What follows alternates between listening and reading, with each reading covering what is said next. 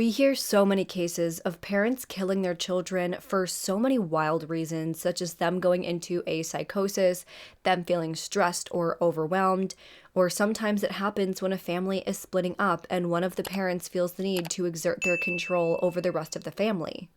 But in today's case, we are going to hear about a level of violence and disturbing behavior from one parent who decides to kill their child. And even years after it happened, we are left with so many questions about a motive and why all of this happened. Today, we are going to be discussing the horrific case of Ramsay Scrivo.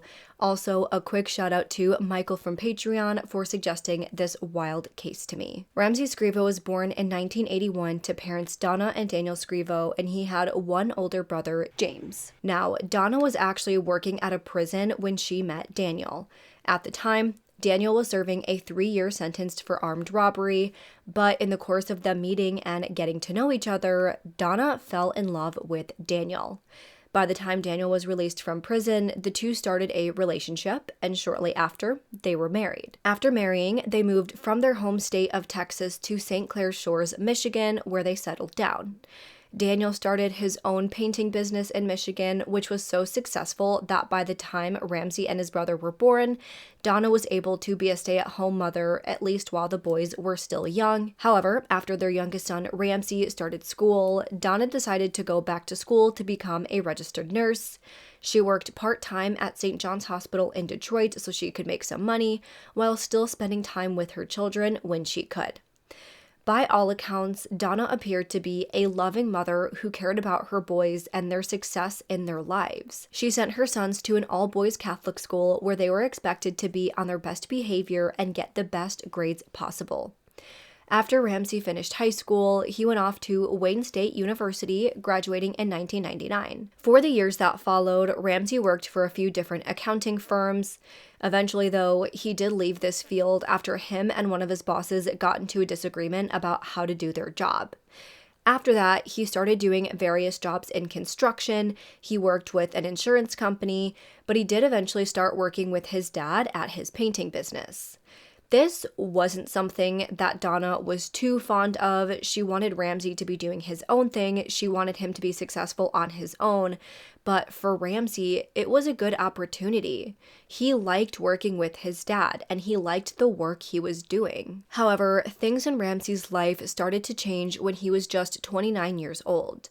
We don't know the exact details of this, at least from what I've been able to find, but there was one night where Ramsay was out with friends and he fell and hit his head on the concrete. That accident landed him in the hospital with a head injury. After that injury, those around him noticed that his personality changed. He was irritable, he could get angry very quickly, and he would frequently have disagreements with people in his life and at work. He was getting pretty difficult for others to be around. But his injury didn't mean that Ramsay couldn't still live a successful life. After starting work with his dad, Ramsay moved out of the family home and got his own condo nearby. At the time, he was making money from work, but he was also getting disability payments from his head injury. He was able to take care of himself, so despite the head injury, things seemed to be going pretty well for Ramsay. But the entire family was hit with a devastating blow in early 2013. Now, Daniel, Ramsay's father, had been battling with hepatitis C from drug use when he was in his 20s. Some people who contract Hep C can recover, but many people will still suffer from long-term chronic hepatitis C, where the virus stays in their body forever, causing damage mostly to their liver throughout their life. Most people with chronic Hep C can live a normal life, but they will have to get ongoing testing, treatments, and be very careful when it comes to alcohol and anything else that can damage your liver. So even though Daniel lived for over 30 years with the virus, by the time he hit his late 50s, the effects of his illness were catching up to him. His symptoms were getting so bad that he transitioned to palliative care. This meant that the doctors were treating him for pain management and making him more comfortable, which was their main goal, but they were still giving him medications he needed to see if he could still get better. He spent 12 days in the hospital before returning home. At home, Donna continued to take care of him since she was a nurse. She was administering him with different medications he needed to help treat his symptoms. Only one day after being discharged, unfortunately, Daniel passed away. After Daniel passed, the medical examiner did come to the home to examine him and confirm the details of his death. At that time, it was said that after Donna gave Daniel an injection, the site became infected and he died due to sepsis. The reports on what exactly she told the ME were different though, with some saying that she gave him morphine to make him more comfortable. Others said it was a vitamin B12 shot to help treat the overall illness. However, at the home, when the ME was looking into the details of everything, the ME noticed that there appeared to be a vial of morphine missing. The ME asked Donna about this, so she pulled him aside and she told him about Ramsay's head injury, saying that he may have been the one to take it. Otherwise, she didn't have any explanation for what could have happened to the missing morphine. It could be a mistake, a miscount, if anything. However, after hearing that his mom was accusing him of possibly stealing the morphine, Ramsay went ballistic. He started yelling and screaming and started accusing Donna of purposely killing Daniel with the morphine. He said that she was the one who took the morphine, and he said over and over and over again that she killed his father with it. Also, during this argument, it was reported that Ramsay threatened to take his own life by hanging himself. Of course, Ramsay was dealing with a lot at that time. His father had just died, and now there was a question of what happened to this missing morphine. Both Ramsay and Donna pointed the fingers squarely at each other, both of them denying that it was them. But Ramsay was also known to have mental health issues. He was known to be quick to anger. Donna said that him blowing up like that and accusing her was really just a part of his mental illness. After this heated argument, Ramsay was admitted to the hospital for a psych evaluation. A toxicology screen did show that he had no morphine in his system. That proved that he at least didn't use the morphine, but obviously no one can say for sure if he took it or not. Ramsay was then released from the hospital after this evaluation. After being released from the hospital, Donna went to court to argue that Ramsay had suffered from this head injury that resulted in a severe mental illness, so therefore he couldn't care for himself. He was suicidal, constantly making threats and showing clear behaviors that he was a danger to himself. Some sources stated that it was also argued that Ramsay attempted suicide at one point. Donna argued that she was the best person to take care of him, given that he was her son, and she was a medical provider who was experienced with caring for patients with such needs. Due to this, the courts agreed with Donna and granted her legal custody of Ramsay for the time being. She would be his 24/7 caretaker. After this, Ramsay was back at home living with his mother. This was not something he was happy about. When he got the condo for himself, he was happy to be living independently. His mom had always been really strict with him growing up, so him being in his own condo was definitely like a fresh start where he didn't have to worry about his mom sticking her nose in his business and telling him what to do. For the months that followed, things seemed to be okay between Donna and Ramsay living under the same roof. However, tragedy would strike once again when on July 31st, 2013, 911 received a call to report that the home where Donna and Ramsay were living has caught fire. First responders arrived to the home, which was engulfed in flames. Donna ran outside, letting the firefighters know that Ramsay was still inside and in the basement, and they needed to go get him. Thankfully, firefighters were able to recover Ramsay from the home, but at the time, it was clear that Ramsay was not in the right headspace. He was sort of out of it, not really making much sense when he talked. Donna informed first responders that he was on Xanax at the time for his mental health, so that could explain why he didn't seem right. When fire investigators later looked into the fire, they determined that it was started in the basement, most likely by accident. They thought that it was possible that there were some rags placed right by the hot water heater, so maybe that is what caught fire. They couldn't be sure, but they thought this was the most likely scenario. After this fire, the home was no longer livable, so Ramsay and Donna moved out and moved into Ramsay's condo together. After that, months passed and nothing really extreme or significant happened. According to neighbors, though, Ramsay and Donna were pretty much constantly fighting. Ramsay would sometimes vent to neighbors about things they were arguing about.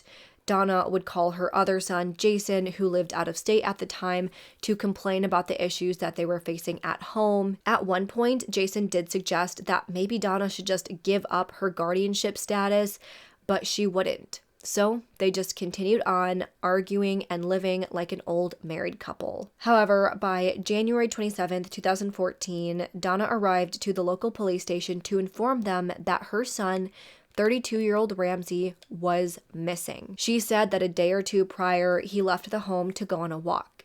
She saw him walking towards the 7-Eleven, but he never returned home. At first, she wasn't all that worried because she thought that maybe he was just out and went to see a friend or something like that. But when days passed and he still didn't return, she became concerned for his safety. After all, it was very cold at the time. Winter in Michigan is going to be absolutely freezing. And when he left, all he was wearing was his Carhartt jacket, a t-shirt, some flannel pajama bottoms, and some boots. She said that she's tried calling him numerous times, but was getting no response back. The first thing officers did to look for Ramsay was to ping his cell phone, but they got nothing from that. They then went out and started looking around the area and began interviewing those who knew Ramsay.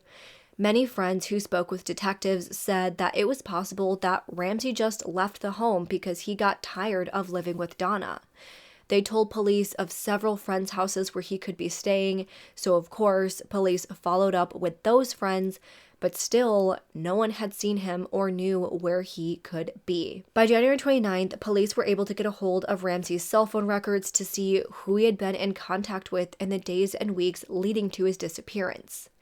They found that numerous family members had been repeatedly calling him, but the thing that really jumped out to them was that Donna actually had not been trying to get into contact with Ramsay. There were absolutely no calls from her to Ramsay's number in the days after his disappearance. This really stood out to investigators because Donna told them that she had been calling him repeatedly to try and get a hold of him after his disappearance, but the records showed that she literally did not call him a single time.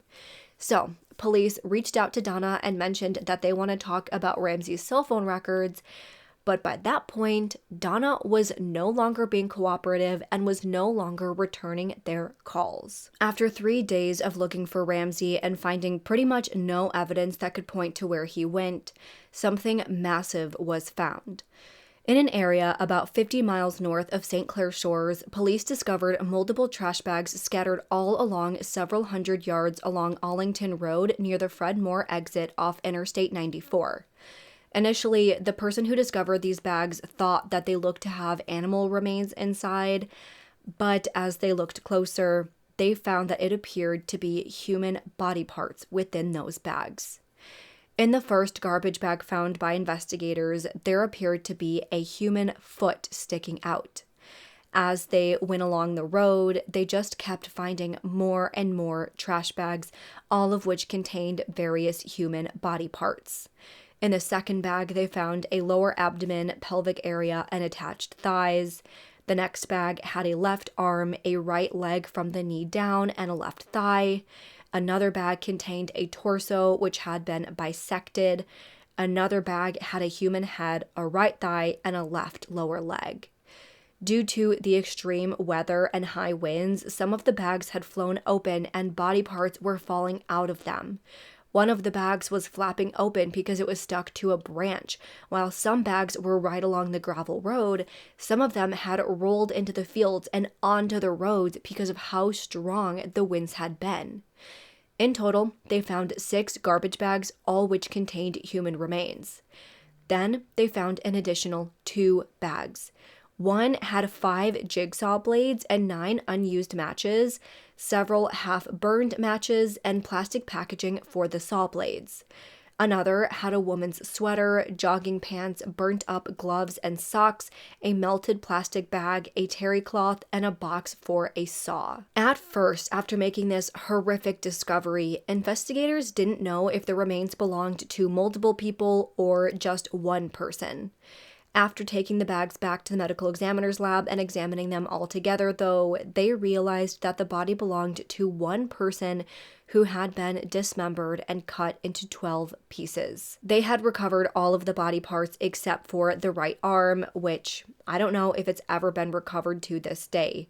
But after examining the body, it turned out that it belonged to 32-year-old Ramsay Scrivo. Of course, the fact that he had been cut up and dumped in numerous trash bags pointed to the fact that this had to have been murder. But of course, they did still complete an autopsy on Ramsay, and they were able to determine a cause of death. It was found that the head and neck appeared to have some burning and charring. There was also evidence of blunt force trauma to the head and shoulders, and there were ligature marks to the neck as well. The medical examiner found that Ramsay had several prescription drugs in his system, all of which had been prescribed to him for symptoms of psychosis and anxiety. However, they found that he had extremely large amounts of one of these drugs in his system, Xanax. The official cause of death was determined to be asphyxia, meaning that he was strangled to death. Due to this and the large amount of Xanax in his system, the medical examiner believed that he was drugged before his death and then strangled to finish him off. His killer then put his body into the bathtub and used a saw to dismember the body very carefully and precisely. At one point, there was also an attempt to burn the body in that bathtub, but it mostly just charred up parts of the body rather than burning it completely. At this point, as police were making these discoveries and realizing that Ramsay had been killed, they called Donna to notify her. Like I mentioned earlier, she had been ignoring all of these calls for a few days, but after the news came out about a dismembered body being found, Donna did start answering. They, of course, told her the news about her son being found, and she was devastated. She told them that when she saw on the news that a body had been found, she had a horrible feeling that it might have been Ramsay. Police then asked her if Ramsay knew anybody up in that area where his body had been found, and she said she didn't know of anyone he knew. She said that she didn't know anyone up there either. Neither her or Ramsay had any reason to be up in that area. She was adamant that she had not visited that area at any point. But by that point, police had already been investigating the area, looking at CCTV footage, and speaking with witnesses. They now knew that Donna was lying to them. They knew that Donna was in that area. In fact, she was seen in pretty much the exact area where Ramsay's remains were located, like on that street. First, police heard from a cashier who worked at a local BP gas station located off the Fred Moore exit off I-94. This cashier said that at around 2:30 p.m. on January 30th, she noticed a woman who went up to the counter and bought gas. The woman appeared frustrated and their conversation was very limited. She just handed the cashier some money and left in a hurry. Police then went and checked the CCTV footage from the gas station, and it showed a Caucasian woman with brownish white hair, but the video was grainy and not the best quality, so they couldn't concretely identify the woman at that time. Then police received another tip from a teenage boy who said that he was driving down the road near the Fred Moore exit when he saw a woman driving a silver SUV, getting out of the car and then discarding a bag. The woman was white with long brown hair. He said that he saw the woman shake the bag and it looked like a dead dog fell from the bag. This obviously stood out to the boy, who wondered why anyone would be dumping a dead dog on the road like that. Both of these sightings were obviously concerning. The descriptions both matched Donna, who claimed she wasn't in that area, and police truly believed that it was her on that CCTV footage. Now, like I mentioned earlier, in one of those bags, detectives noticed several jigsaw blades. Using the model number on those blades, they were able to track down where they were purchased from. This led detectives to a Lowe's store in Harper Woods, which is just outside of St. Clair Shores. At the time, police did find a witness who had an interesting story to share. The witness was a store manager who said that at around 8 p.m. on January 27th, she was met with a woman who was returning a jigsaw that she had purchased that same morning. She said that the woman stopped her as she was walking into the store, and the two had a very brief interaction. The woman seemed flustered and urgent, telling the worker that the saw wasn't working, it wouldn't keep a charge. She was very persistent, saying that she needed help right that second. The witness did help the woman, who bought a new 7.2 volt power jigsaw after returning the old one. The woman was described as being an older woman with long brown and white hair. After looking on the CCTV footage from that store, police saw a woman who did appear to be Donna. Police also spoke with neighbors of Ramsay's and Donna's, and they said that they last saw Ramsay on January 24th. They said that sometime either on the 29th or 30th, they then saw Donna struggling under the weight of these large garbage bags as she loaded them into her silver SUV. Another neighbor said that on multiple occasions between the dates of January 25th and the 30th, she heard loud sounds of what she thought sounded like a saw being used. She also smelled a very strong odor of bleach and other chemicals coming from the condo around the same time that the saw was heard. It was also found that on the same day that she was apparently seen dumping those garbage bags, Donna donated both of the vehicles she owned. She didn't sell them, she didn't get any money for these cars. She straight up just donated both of her cars, completely getting rid of them, including her silver SUV. Of course, after confirming that the body was Ramsay, hearing from all of these witnesses, and seeing a woman who looked just like Donna in that CCTV footage, police knew they needed to locate her and speak with her in person, which they did that same day. They asked her again if she had been in that area, and she continued to deny it, but then they showed her an image of her on that surveillance footage, telling her that this woman certainly looks just like her. And it was after seeing the image that she suddenly realized that maybe she was in the area. She said that she must have gotten gas there when she was out looking for her son. It was such an insignificant stop in the panicked search for her son that she just forgot about it. But by that time, police really felt that Donna was most likely the one who murdered her own son. So they kept pushing her, trying to get her to talk, but she just kept denying having anything to do with it, and then she requested a lawyer. As Donna was in the station speaking with officers, they had also been granted a search warrant to search Ramsay's condo. Officers executing the warrant said that as soon as they stepped in, they smelled an overwhelming scent of bleach. Throughout the home, they found a trail of what looked like very small spots of blood that led from the bathtub to Ramsay's bedroom. There was also bleach stains all over the carpet. Of course, this led investigators to believe that someone had used bleach to clean up blood within that home. At the time, police also found Ramsay's Xanax prescription bottle. Using the date of when the medication was prescribed and knowing the dosage of what was supposed to be taken, investigators deduced that there were an extra 10 pills missing from that bottle. Once again, we know that Ramsay had a very large amount of Xanax in his system at the time of his death, so this indicates that he may have taken 10 extra pills before his death, whether voluntarily or involuntarily. Based on all of this information, police felt like they had enough to arrest and charge Donna with the dismemberment of her son, but at first, she was not charged with the murder. They really only had evidence at that point that she dismembered and dumped the body. At her bail hearing, she pleaded not guilty and was given a $250,000 bail. She was unable to post her bail, so she remained in jail as the investigation continued. As Donna was awaiting her trial in jail, she made a call to her sister, which had been recorded. In the call, Donna told her sister a whole new explanation for what happened to her son. She said that on January 24th, she was in the basement doing laundry. When she went upstairs into Ramsay's room, she found that he was lying unconscious on the floor. As she saw this, she said that a man dressed in all black from head to toe, wearing a ski mask, started walking towards her. The man told Donna that he had just killed Ramsay and said that if she didn't do exactly as he said, he was going to kill her other son too. The man had a gun, and so she was so scared of what he would do, so she complied. Over the days that followed, the man directed her and told her what to do. He told her to go shopping, telling her exactly what to buy.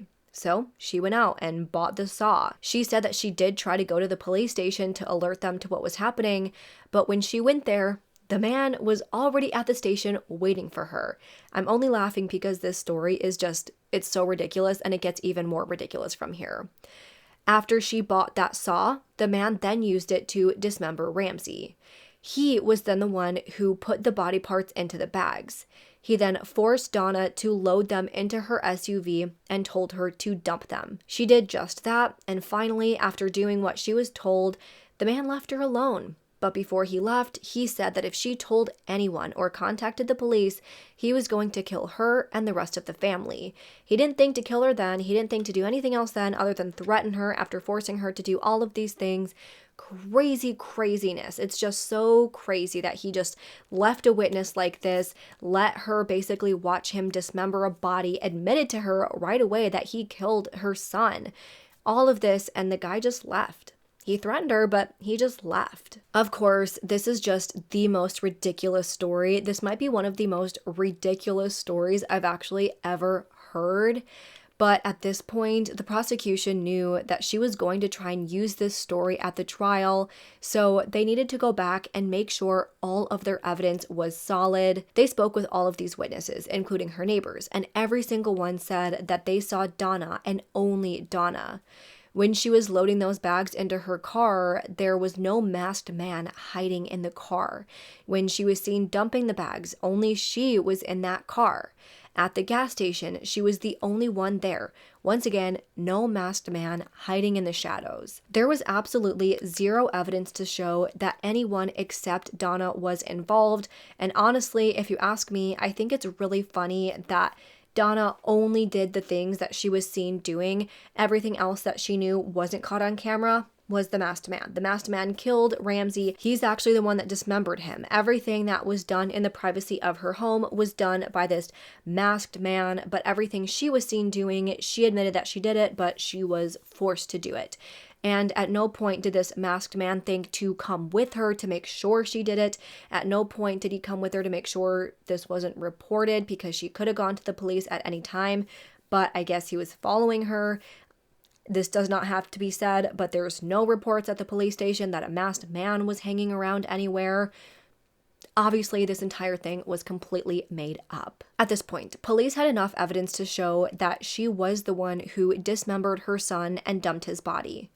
Obviously, it can be reasonably deduced that she killed him too. There's not going to be any way that someone else killed Ramsay and she just decided to dismember him for whatever reason. But making this argument that she killed him would be much easier if they knew a motive. One thing that stood out to investigators was something they found on Donna's cell phone. Now, like I mentioned earlier, Donna was originally from Texas. Officers found out that a few months before Daniel passed away, Donna attended a high school reunion back in Texas. After this reunion, when Donna returned back to Michigan, Donna started texting back and forth with a man with whom she had a relationship back in high school. The two had even talked about her returning back to Texas to be with him, but of course, she couldn't. She had a husband at the time. Finding these messages was huge. It truly put this whole case together and painted a picture of what possibly could have been going on from the very, very beginning. Based on this information, it's possible that after Daniel was transitioned to palliative care, Donna took that as an opportunity to get him out of the picture. It's possible that she did give him that morphine, causing him to die. I do want to note that Daniel's body was cremated, so even though there was this missing morphine, there was a little bit of a question on how he died, and Ramsay accused his mother of killing Daniel. It was never investigated. There was no autopsy done, so there's no way to prove this, and To this day, there's no way we could know for sure. After Daniel's death, it's also possible that she purposely blamed Ramsay for stealing the morphine as a way to show the courts that Ramsay is unstable and mentally unwell. It's possible that she took guardianship of him as a way to control him and try to force him to move to Texas with her. But according to neighbors, once again, him and Donna were constantly fighting and arguing. It's possible that during this time, Donna was trying to get Ramsay to move with her, but he was refusing. Maybe after months of fighting and Donna not getting her way, she set her house on fire to either kill Ramsay or use it as a way to further exert her control over him. But when he was saved and the two moved into his condo, the fighting and disagreements continued. Nothing improved. So finally, by January 24th or 25th, 2014, Donna decided to drug her son with enough Xanax to render him defenseless. Once he was knocked out, she strangled him until he died. She then cut his body up over the course of 5 days, trying to burn it as well, before ultimately deciding to dispose of him along an off-road in a town 50 miles north of where she was living. Of course, this is all just a theory for why she might have wanted to kill her son. I will get more into what was said about all of this once we get into the trial in just a few minutes. Either way, after putting together this story, police finally felt like they had enough to charge Donna with capital murder. Of course, she pleaded not guilty. By May of 2015, almost a year and a half after the murder of her son, Ramsay Scrivo, Donna's trial for murder started. The prosecution outlined all of the evidence that I've told you up to this point. The fact that Donna reported her son missing, but there was no attempt to contact him, despite her claims that she called him multiple times. Her saying that she was never in the area where the body was found, despite CCTV showing the contrary. This showed that she lied to the police multiple times. I also want to note that when the medical examiner was testifying about the body found in all of those different bags, the condition of the various body parts, the fact that some of them had been burned, speaking about the cause of death, Donna showed no emotion through all of it. She didn't seem surprised, shocked, sad, nothing. She just sat there. They brought forward the witnesses that we've discussed up to this point, who talked about what they saw in the days before and after the disappearance. Other witnesses came forward to speak on Donna's character. Multiple witnesses said that Donna was known to be overbearing and controlling all throughout her life. Many people said that yes, Ramsay had mental health issues he had ever since he was a teenager. But many people said that Ramsay never appeared suicidal even after his father's death. Many people said that his mental health never seemed bad enough to warrant Donna being his caregiver. To a lot of family members and friends who knew them, this appeared to be another way to exert her control over Ramsay. And again, they brought up the text messages from her phone showing that she was trying to move back to Texas after reconnecting with an old flame. However, even though they found these text messages that showed she did want to move back to Texas, there was never really a solid motive for this. There wasn't anything to show that she wanted to move so badly that she would have killed her husband, set her house on fire, and then murder and dismember her son. She could have left her son in Michigan while she moved. Her other son moved out of state and wouldn't have moved with her either. So why all of this just to get Ramsay to move with her? To me, it doesn't really make sense. Then, to defile her son to the extent that she did, she carefully chopped him up over the course of multiple days, getting real intimate with his dead body and having to repeatedly look at her dead son while dismembering him. That is a next level kind of messed up. It's one thing to kill your son in the heat of an argument, arguing about moving to Texas, him preventing her from doing what she wants with her life. It's another to dismember a body. The amount of time and effort that takes is just next level disturbing. But still, even though there's not a solid motive, all of the evidence points directly at Donna as being the one who murdered and dismembered her son, regardless of what the motive could have been.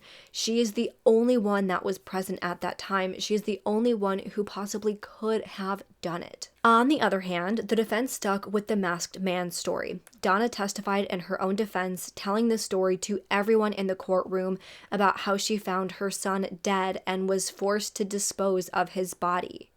When asked why she didn't tell anyone about this when she was by herself at the store and at the gas station and all of these different places, or even after he left her, she said that she was afraid that the masked man was going to kill her and her family if he found out she told. Other witnesses for the defense spoke on Donna's character, all saying that she was a loving, doting mother. She was dealing with a psychotic son who lashed out and became angry and violent, yet still she loved and cared for him so much that she became his legal guardian to make sure he was okay. Again, there was no motive. The defense said that there was nothing to show that she ever had any reason to kill her son. They also pointed out that Ramsay is a very big dude, which is absolutely true. Meanwhile, Donna is only 110 pounds, 60 years old, not someone who would be strong enough to drag a body to the bathtub, cut him up, and then dispose of his body. But at the same time, her cutting up Ramsay could actually explain all of this. Again, she was small. She would not have been able to dispose of a full body. No way she could have lifted up the entire body and put it into her car to dispose of it. Therefore, it actually makes sense that she would cut him up to make him easier to dump.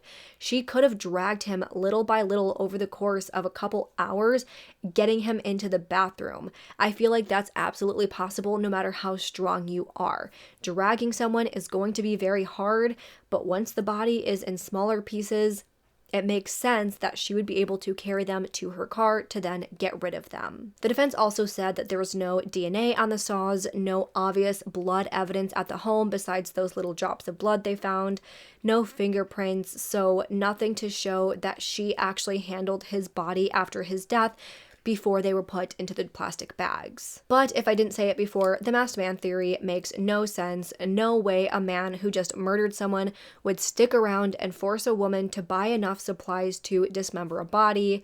The masked man had no reason to dismember a body like that, let alone forcing someone else to do it, giving her the freedom to leave the house on her own and buy a saw and stop for gas. All of those times, she easily could have told someone. If it really were a masked man, instead of going through all this trouble, he would have just killed Donna too, or left before she caught him. So you all know that all of this story is absolute BS, but again, that is the story that Donna was apparently sticking with. At the end of the trial, both sides made their closing arguments and the jury was sent off for deliberations. They actually deliberated for less than an hour before coming back with their verdict. They found that 61-year-old Donna Scrivo was guilty for the first-degree murder and dismemberment of her son, 32-year-old Ramsay Scrivo. Ladies and gentlemen, I've been told that you have reached a verdict. Who will speak for you? Madam Foreperson, would you please stand and render your verdict? You may read from the verdict form if you wish. Count 1, first-degree murder of Ramsay Scrivo. Guilty of first-degree murder. Count 2, dead bodies, disinterment and mutilation. Guilty of disinterment and mutilation of a dead body. Count 3, dead bodies removing without medical examiner permission. Guilty of removing a dead body without medical examiner permission. At her sentencing hearing, Donna continued to proclaim her innocence. She ranted and raved about how she had nothing to do with her son's death. But the judge addressed Donna, saying that she committed one of the most horrific, brutal, violent crimes that he has ever dealt with in his years as a judge, and to her son, no less. This whole case was such a shock and devastation to the whole community, and the fact that a mother can do this to her own son is just unthinkable. For her crimes, Donna Scrivo was sentenced to life in prison without the possibility of parole. Even to this day, Donna maintains her innocence. After she was sentenced, she continued telling the judge that he was wrong and that she was not the one who murdered her son. She filed appeals and continues fighting the verdict and sentence, but of course, she remains behind bars to this day. As I've been mentioning all throughout this video, one of the biggest things about this case is the fact that there wasn't really a solid motive. We don't know exactly why she did what she did. We can guess. We can say that maybe it was so she could move to Texas. But again, Ramsay was a full-grown adult. I don't know if I think she killed her husband, but after knowing what we know now, I absolutely would not put it past her. When she blamed Ramsay for taking that missing file, I think it shows that she is controlling, manipulative, and uses everyone around her to get what she wants. But with that being said, when she did have her husband out of the way, she could have moved to Texas. She could have given up guardianship.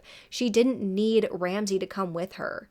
According to what we heard from others, it didn't seem like Ramsay wanted his mom around all the time. So it's not like he was constantly begging her not to go and making it hard for her to leave. She could have given up her guardianship and left if she wanted to, but that's not what she did. So truly, at the end of all of this, I don't think we have a solid answer for why she did this, and I don't think we ever will. But with all of that being said, I really want to know what you all think. Do you think Donna is guilty? Do you think she killed both her husband and son? Do you think she set her house on fire? And then when it comes to Ramsay, why do you think she killed him? Let's discuss this and any other thoughts that you have in the comments below. If you liked this video, please make sure to go ahead and leave this video a thumbs up and subscribe to my channel. I put out new true crime and mystery videos every single week. Don't forget to turn that notification bell on so you don't miss out on any of my future videos. Make sure you follow my Twitter, Instagram, Facebook, TikTok, and Spotify. All will be linked down below. And if you have any case suggestions, please make sure to fill out the Google form, which is also listed down below. With that, I hope you guys have an amazing week. Stay safe, stay healthy, and I hope to see you next time. Bye!